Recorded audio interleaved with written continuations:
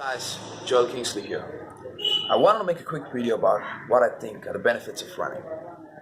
So the first benefit of running is that it helps in weight control. So if you are a person who wants to control your weight, then you could definitely go for running.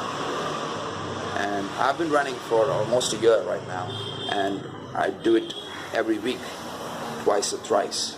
And I've seen the benefits. It's really good. So the second reason why running is beneficial is because running really helps to strengthen your immunity system.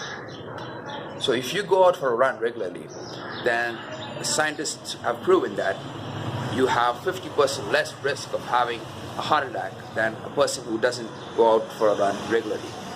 So that's really pretty cool, right? And also you get to have more stamina than a person who doesn't go out for a run. The third reason why running is beneficial is because you could go out for a run at any time and anywhere. So it doesn't require any equipment.